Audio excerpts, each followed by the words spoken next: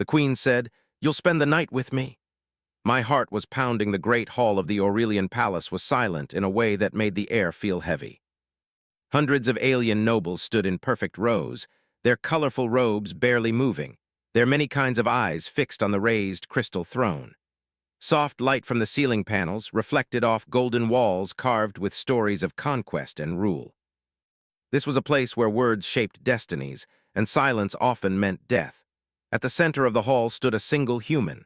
Elias Ward kept his back straight, even though his heart was pounding so hard he was sure someone nearby could hear it.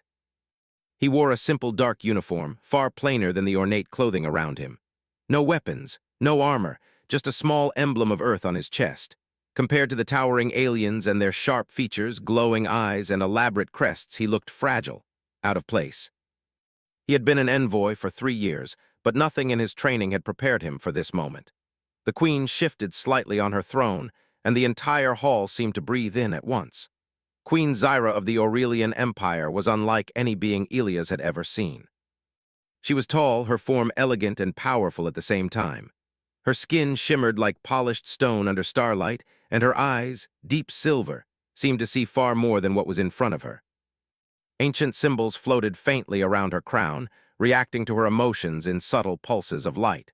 She studied Elias without speaking. Elias had learned long ago that looking away could be seen as weakness, but staring could be seen as a challenge. So he did what humans did best in impossible situations. He stayed calm on the outside and held the middle ground. His gaze was steady, respectful, and open. The queen's voice finally echoed through the hall, smooth and commanding. "You will spend the night with me." For a moment, Elias thought he had misheard. The silence shattered, not with sound, but with shock. Nobles stiffened. Some recoiled. Others leaned forward, eyes wide. Guards tightened their grips on their energy spears.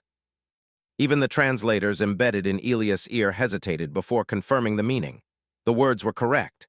Elias felt his pulse spike. His mind raced through every possible interpretation. Among the Aurelians, being summoned privately by the queen was rare. Spending an entire night in her presence was unheard of, especially for an outsider, especially for a human. He had read the histories. Such invitations were often tests or final judgments. Slowly, Elias lowered himself to one knee as protocol demanded. His movements were controlled, even though his hands trembled slightly.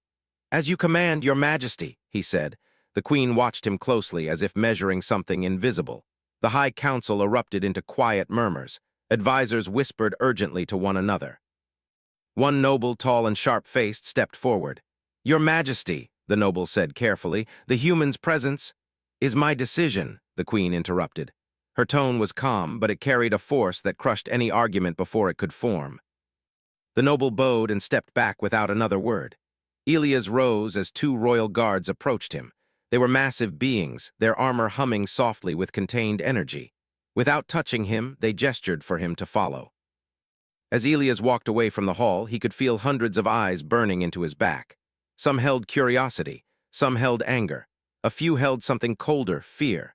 The doors of the great hall closed behind him with a deep, echoing sound. The corridors beyond were quieter, lit by softer lights.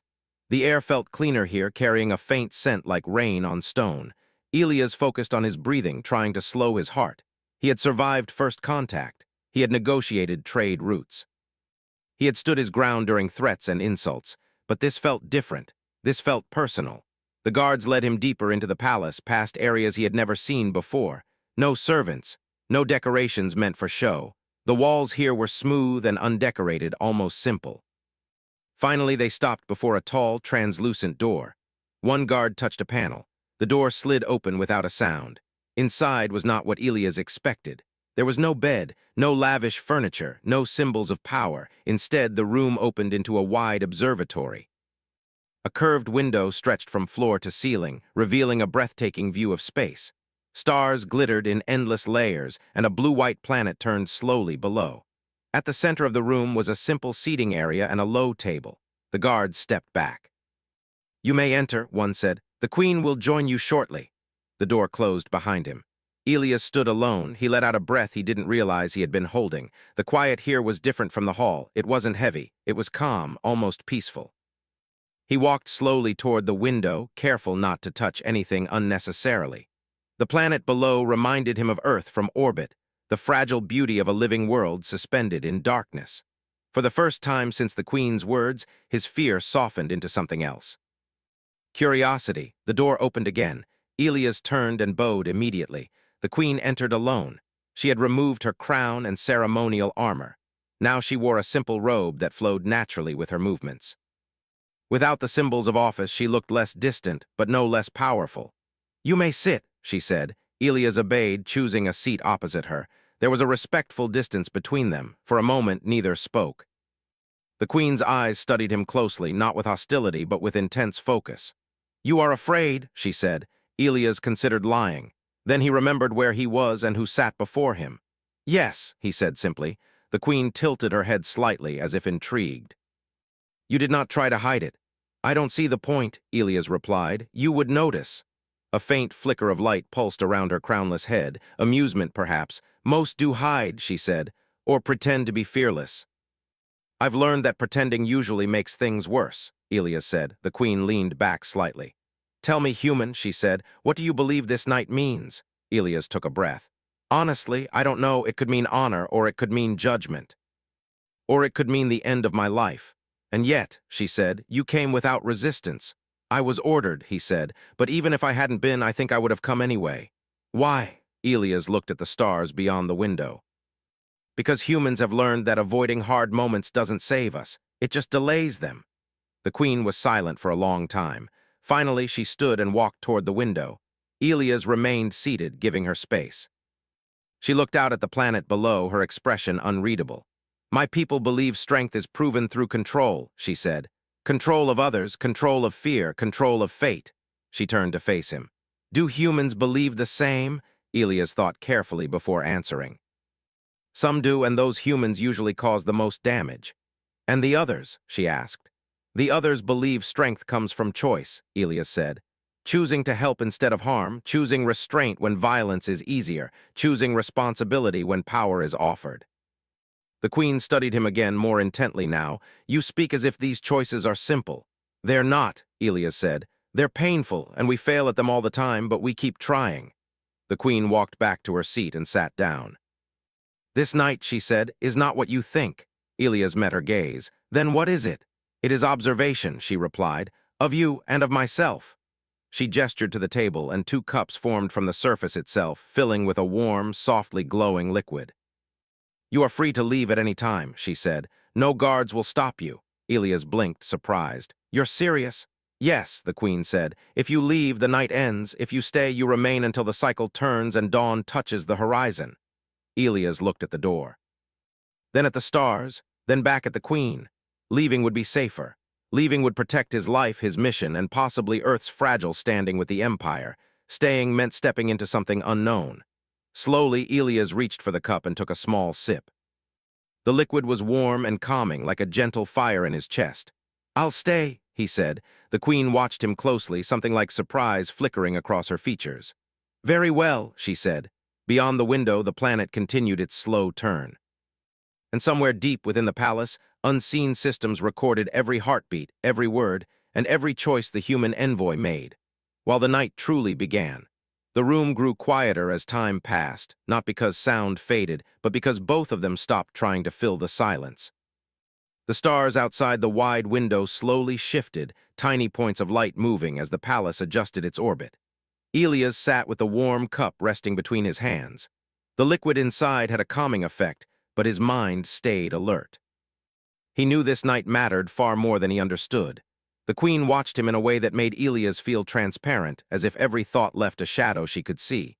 Still, there was no threat in her posture. No guards, no hidden weapons. Just 2 beings sitting between the stars. "You chose to stay," the Queen said at last. "Most would have left." Elias nodded. "Most people are taught to run when they don't understand something." "And you?" she asked. "I'm still afraid," he said honestly. "But I've learned that fear doesn't always mean danger. Sometimes it means change." The Queen leaned forward slightly. "Change is the one thing empires fear the most." Elias gave a small smile. "Humans used to fear it too, some still do." She studied his face closely, as if searching for something beneath the words. "You do not speak like a diplomat." "I try to speak like myself," Elias replied. Diplomats can hide behind words, people can't. For the first time, the queen looked away first. She stood and walked slowly around the room. As she moved, faint lights followed her steps, responding to her presence. Elias remained seated, his body language calm, open. He did not track her with his eyes too obviously, respecting her space. "My people believe humans are fragile," she said, her voice thoughtful. "Your bodies are weak compared to ours, your lifespans are short, your world is dangerous even to you." "All true," Elias said. "And yet," she continued, stopping near the window, "you survived where many stronger species did not."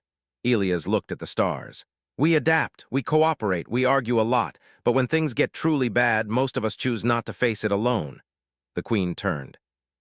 "You believe connection is strength. I believe it's survival," Elias said. She returned to her seat and placed her cup down untouched. "This night," she said slowly, "is part of an old tradition, one that predates our empire." Elias straightened slightly. "A test." "Yes," she replied, "but not the kind you expect." She raised one hand and the air above the table shimmered.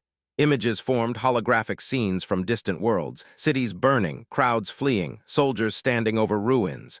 Elias felt his chest tighten. "These are worlds that resisted us," the queen said, "worlds that failed." The images shifted to show council chambers, treaties broken, rulers kneeling in fear. "My people say this is order," she continued. "They say peace requires dominance." Elias swallowed. "And you?" The queen looked at him sharply. "I ask the questions." Elias nodded. "Then I'll answer when you ask." The images changed again. This time they showed records, names, populations, casualty counts. Elias did not look away. He forced himself to keep watching even when it hurt. "Tell me what you feel," the queen said. Elias took a long breath. "Sadness, anger, confusion." "Confusion?" she asked. "Yes," he said, "because I don't see victory here. I see survival bought at a very high cost." The queen's eyes narrowed. "And if that cost ensured your species lived another 1,000 cycles," Elias thought carefully, "then I'd ask what kind of life we'd be living." The room fell silent again. The queen waved her hand and the images vanished. "You do not flinch," she said. "You do not accuse. You do not beg. I don't have the right to judge you," Elias said. "I don't know what threats your people faced. And yet you feel," she said, "deeply." "I think not feeling would be the real weakness," Elias replied. The queen leaned back, her expression unreadable. "Many before you tried to impress me," she said. "Some with courage, some with obedience, some with lies." "What happened to them?" Elias asked quietly. "They failed," she said simply. Elias nodded once. "I'm not here to win." The queen raised an eyebrow. "Then why are you here?" "Because you asked me to stay," Elias said, "and because maybe this night isn't about passing or failing." Her eyes lingered on him, something shifted, subtle but real. She stood again and moved toward a side panel. With a gesture, another projection appeared. This one showed a small alien child huddled in a dim corridor. The child's skin was pale, their eyes too large for their face. They were shaking. Elias felt a sharp pull in his chest. "Explain," he said softly.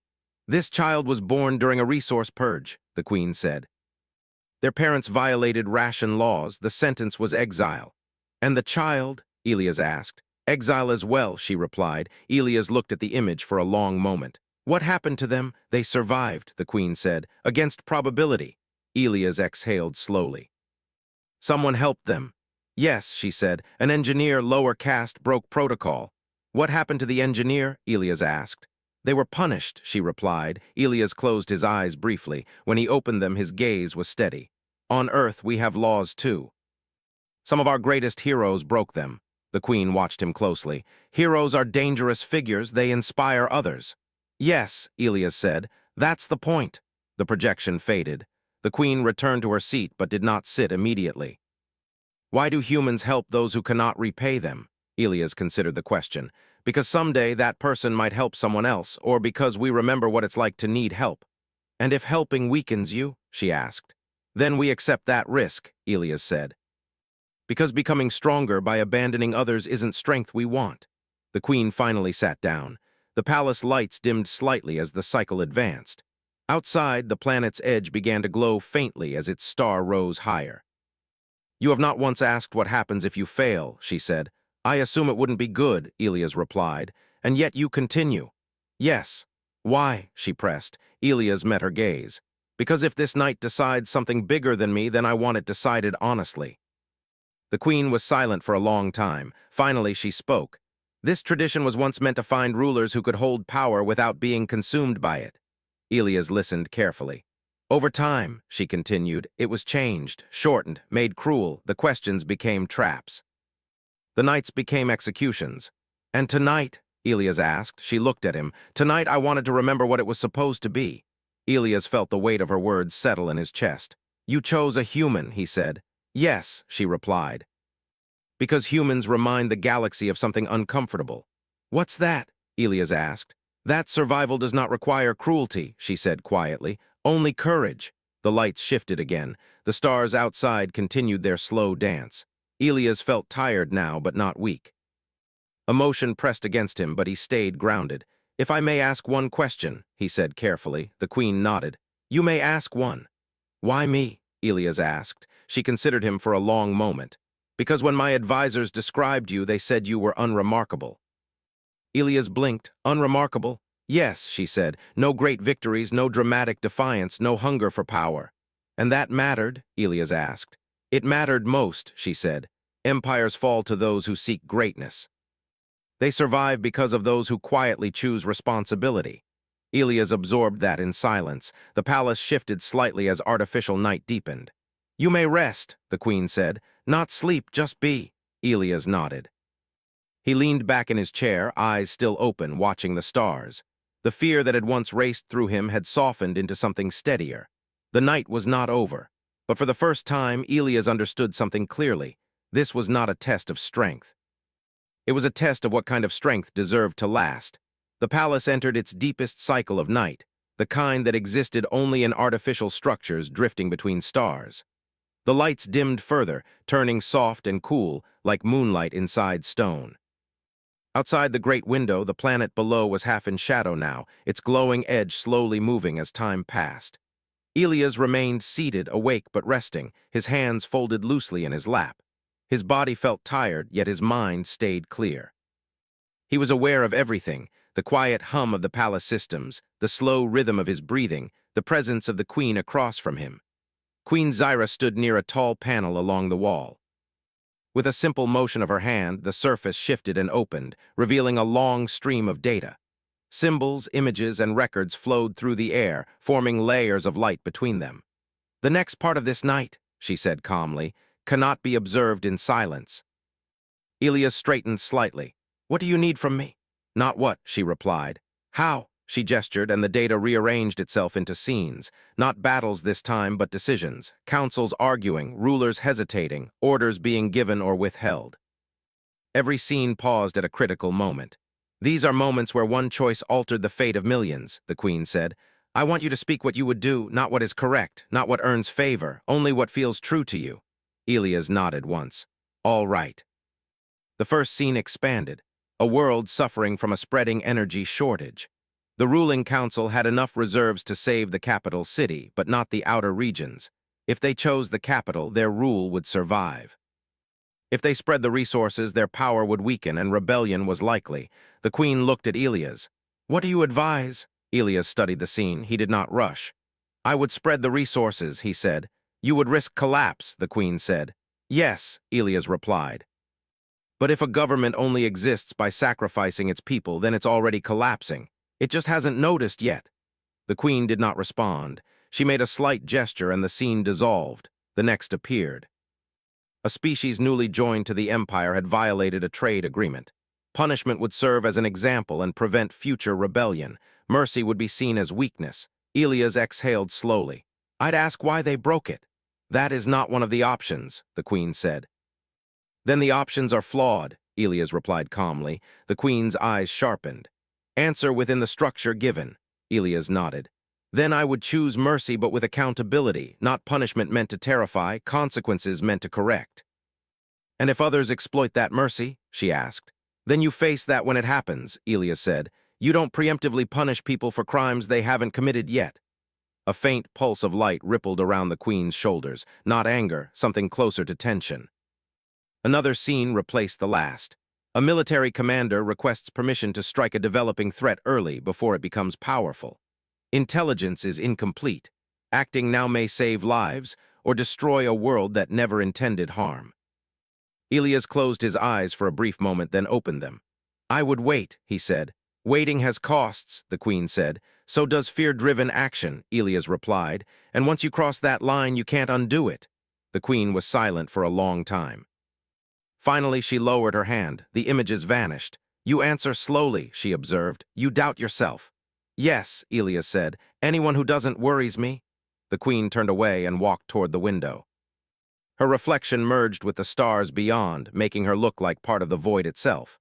My people believe hesitation is weakness, she said. Humans used to believe that too, Elias replied. Then we learned how many mistakes came from acting too fast. She looked back at him. You speak as if your species has learned all its lessons. Elias shook his head. We're still learning every day, that's kind of the point. The queen returned to the table and sat down again. This time she lifted her cup and took a sip. Your answers do not align with imperial doctrine, she said. I expected that, Elias replied. And yet, she continued, they align disturbingly well with the empire's original philosophy. Elias raised an eyebrow. Original, she nodded slowly, long before conquest. Before dominance, before fear became law. The room felt heavier, not with threat, but with history. My ancestors believed leadership was a burden, the queen said. One carried for others not above them. That sounds familiar, Elias said quietly. They believed rulers were caretakers, she continued, chosen not for ambition but restraint. She looked directly at him. That system failed. Elias did not argue. Why? Because it relied on trust, she said, and trust was betrayed. Elias absorbed that. That doesn't mean trust was wrong. No, she admitted, but it means it was dangerous. The palace shifted slightly as orbital adjustments were made. Outside, a distant star flared softly. The queen raised her hand again, and this time the projection showed something different. A chamber, smaller, private. Inside it, a younger version of the queen stood before several elders. Her posture was proud, but her eyes held doubt. They told me mercy would destroy us, the queen said. They showed me failures, they demanded certainty. The image shifted. The young queen hesitated, then nodded. I chose control, the queen said softly, because I was afraid to choose anything else. The projection faded. Elias felt a tightness in his chest. You were trying to protect your people. Yes, she said, and I succeeded. She paused. At a cost. Silence stretched between them. You're not asking me to judge you, Elias said carefully. No, she replied. I am asking you to show me what I stopped seeing. She leaned forward slightly. Tell me, Elias Ward, how does your species forgive itself? Elias was not ready for that question. It caught him off guard. We don't, he said after a moment. Not fully. The queen waited. We remember, Elias continued. We teach, we argue, we apologize when we can, we try to do better next time. And when there is no next time, she asked.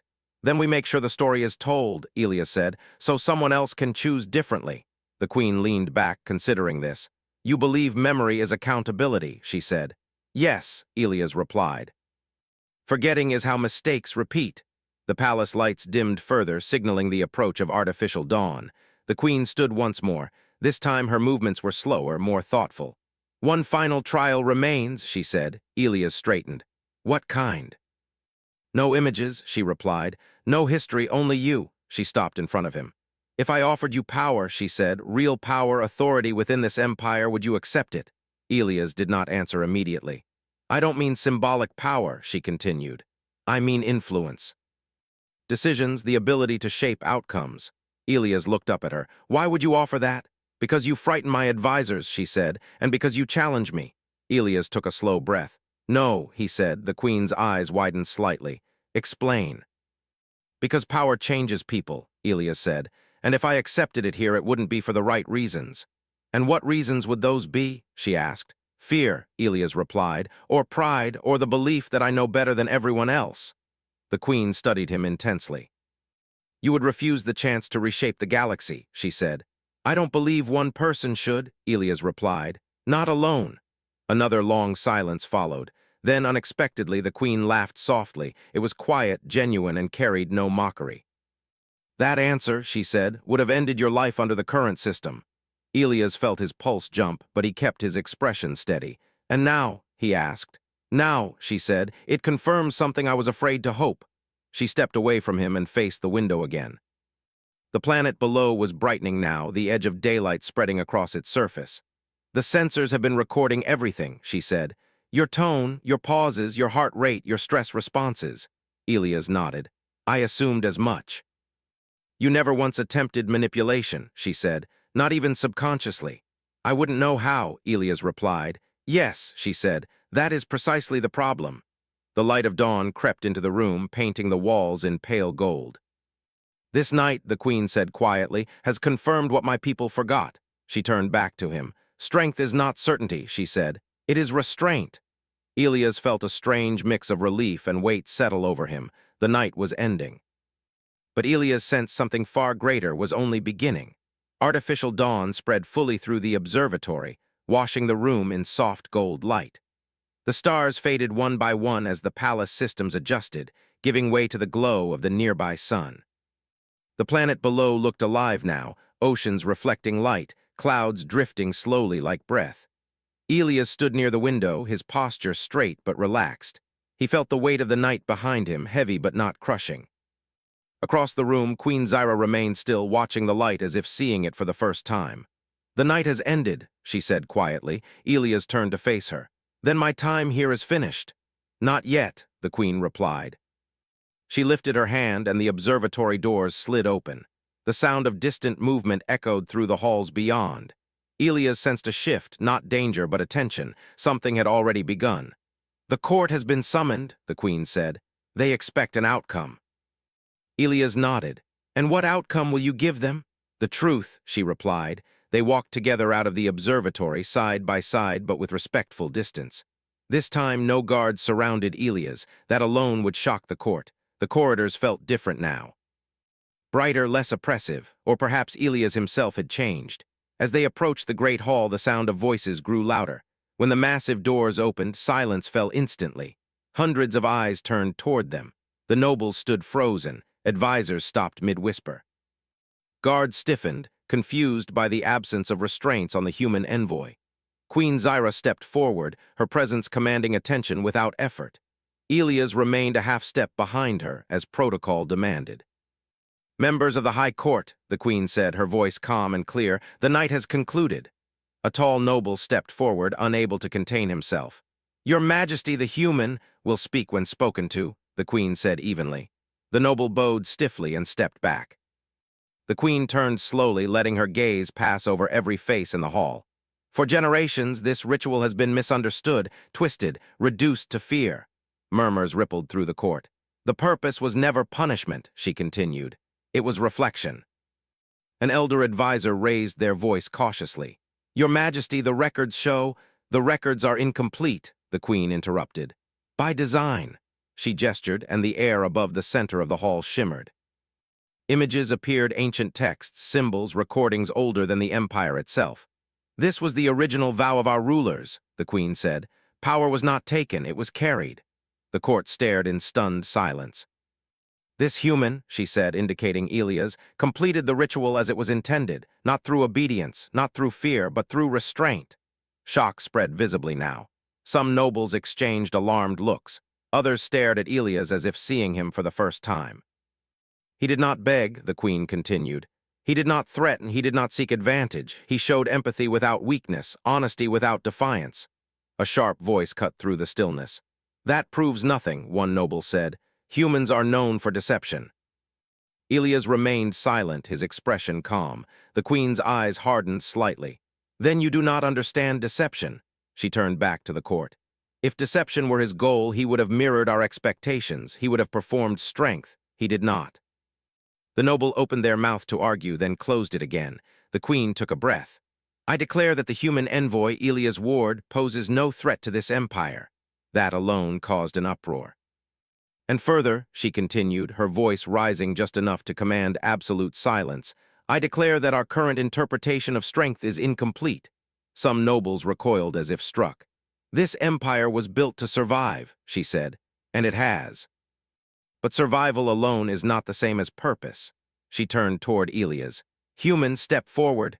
Elias obeyed, moving to stand beside her. Look at him, the queen said to the court. Unarmed, outnumbered, a species we labeled fragile. Her gaze sharpened. And yet he stood through the night without surrendering who he was. She faced Elias now. Tell them, she said, What did you fear most last night? Elias hesitated, then spoke clearly. That I would say what you wanted to hear instead of what I believed. A ripple of unease moved through the hall. And why didn't you? The queen asked. Because if my species stands for anything, Elias said, it's the idea that survival without integrity isn't worth it. Silence followed, heavy, charged. The queen turned back to the court. That is the danger humans represent. Several nobles stiffened. Not violence, she continued. Not rebellion, but reminder. She lifted her hand, and the images above them changed again. This time they showed records of quiet acts, workers helping one another, caretakers tending the sick, engineers breaking protocol to save lives. These actions were once praised, the queen said. Now they are punished. Her voice did not rise, but it grew sharper. That will change, gasps echoed through the hall. Effective immediately, the queen declared. The ritual of judgment will be suspended. The original doctrine of stewardship will be restored. An elder advisor stepped forward, visibly shaken. Your Majesty, this will destabilize. Yes, the queen said, and stagnation has already done so. She turned slightly toward Elias again. Human, you will return to your people. Elias inclined his head. As you command. But you will not return unnoticed, she added. She faced the court once more. From this day forward, humans will be recognized not as observers, but as moral partners. The hall erupted. Some shouted in protest. Others whispered in awe. Guards shifted uncertainly. The queen raised her hand. Silence fell. This decision is not open for debate, she said. Those who oppose it may challenge me through lawful means. No one moved. The queen's gaze softened slightly. You fear weakness, she said. So did I, but I learned something last night. She looked at Elias again. Strength that cannot question itself becomes brittle. She stepped back, signaling the end of the session. This court is dismissed. The nobles departed in stunned silence, their world quietly reshaping around them. When the hall finally emptied, Elias found himself standing alone with the queen beneath the towering ceiling. You changed everything, he said quietly. No, she replied. You reminded me. She studied him carefully. The galaxy will react, not all kindly. Elias nodded. Humans are used to that. She gave a small, rare smile. I know. An attendant entered and bowed. Your Majesty, the human transport is prepared. The queen turned to Elias. Walk with me. They moved through a quieter corridor, away from listening devices and cameras. The palace felt different now, lighter, as if something long held had been released. You will be watched, the queen said. Studied. Some will attempt to imitate your kind, others will attempt to undermine you. That's already happening, Elias said. She stopped before a viewing platform overlooking the docks. Tell me, she said, do humans believe they can change the galaxy? Elias thought for a moment. No, we just believe we're responsible for how we treat it. The queen considered that. You refused power, she said. Yet you now hold more influence than most rulers. I didn't ask for it, Elias replied. That, she said, is why you can be trusted with it. The transport vessel waited below, sleek and simple. This is not farewell, the queen said. It is an opening. Elias bowed respectfully. Then I hope we walk it carefully. As he turned to leave, she spoke once more. Elias Ward, he paused. When the galaxy speaks of this night, she said, they will twist it, simplify it, make it smaller than it was. He nodded. They usually do. But I will remember it correctly, she said, as the night an empire remembered how to breathe. Elias met her gaze. And I'll remember it as the night a queen chose courage. They parted then, each carrying a quiet weight into a changed future. Far beyond the palace walls, unseen and unstoppable, the consequences of one honest night began to spread across the stars. The human transport lifted smoothly away from the palace docks, its engines humming with quiet precision. Elias stood by the observation window as the massive structure of the Aurelian palace slowly drifted behind him. Light reflected off its golden surfaces, making it look calm and distant, as if the night that changed everything had never happened. But Elias knew better. Inside the ship, the air felt different, lighter. The constant tension he had carried since arriving in the Empire had finally eased, not disappeared but softened. He let out a long breath and rested his forehead briefly against the glass. He was going home. Yet he also understood that home would not be the same anymore. As the ship entered faster travel, Elias moved to his seat and secured himself. His mind replayed the Queen's words again and again. Moral partners. The phrase felt unreal. Humans had spent decades trying to prove their usefulness to the galaxy through trade, science, and restraint. Now, without force or demand, they had been given something far more powerful: recognition. Back at the palace, Queen Zyra stood alone in the same observatory where the night had unfolded. The room was quiet again, but it no longer felt empty. The dawn light had fully claimed the space, and the planet below shone brightly, alive and turning. She watched the human vessel disappear into the distance. For the first time in many cycles, she did not feel the familiar pressure in her chest. The pressure that came from always needing to be certain, always needing to appear unbreakable. She had ruled through control for so long that she had forgotten what trust felt like. Now, trust frightened her, and yet it also gave her hope. Within hours, the Empire reacted. Messages flooded the court networks. Some were calm requests for clarification. Others were filled with alarm, confusion, and quiet anger. Several border systems sent formal protests. A few allied species expressed cautious interest, and some rulers far away felt something colder than concern: fear. On Earth, Elia's return caused immediate attention. When his ship landed at the diplomatic spaceport, officials were already waiting. Cameras hovered at a respectful distance. Analysts watched from secured rooms. His report would be studied for years. But when Elias stepped off the vessel, he did not raise his hands or give a speech. He simply nodded to the waiting delegation and walked forward with steady steps. Inside the briefing chamber, the questions began immediately. What exactly happened? Did the Queen threaten you? Are the Aurelians attempting manipulation? Elias listened patiently. When the room finally quieted, he spoke calmly. She didn't threaten me, he said. She listened. The room fell silent again. Elias explained the night in simple terms. Not the emotions, not the personal moments, just the truth, the questions, the choices, the silence. She wasn't testing our strength, he said. She was testing her own. Some faces showed relief, others showed disbelief. One official leaned forward. Do you think this will last? Elias considered the question.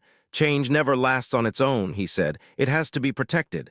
And can it be? Another asked.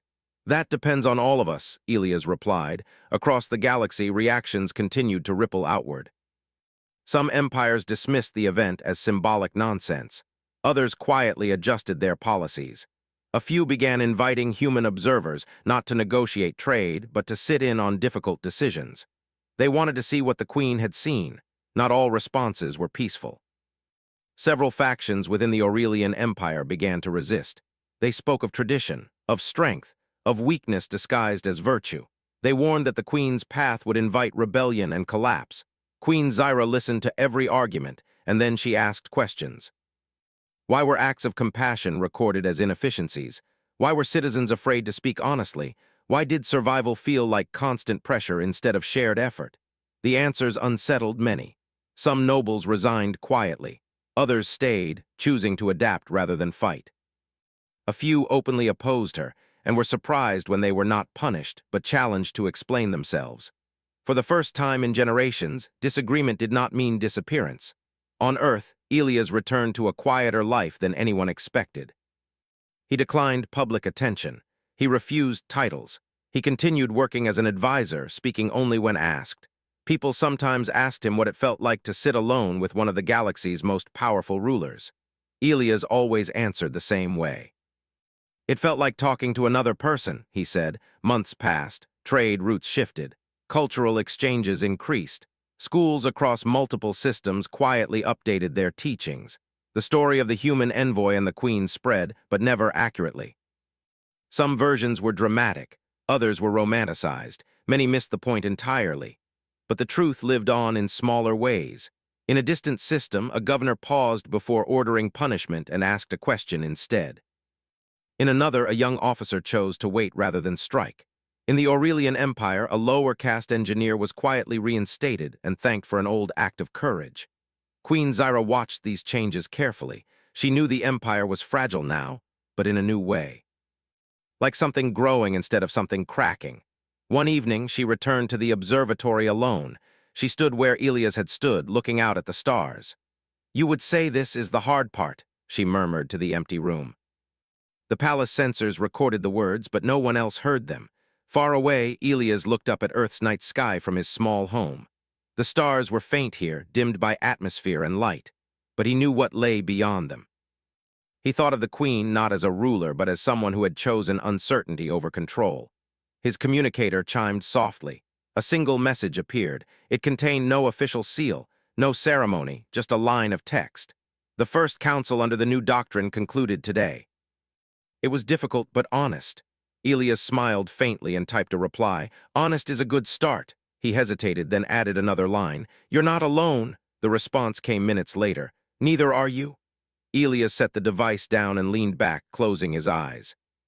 Humanity had not conquered an empire. They had not saved the galaxy. They had done something quieter. They had reminded it that strength did not have to be loud. That power could listen. That fear did not have to decide the future. And somewhere between the stars, a queen ruled not because she demanded obedience, but because she had learned at last how to carry the weight of choice. The galaxy continued turning, and this time it did so with a little more care.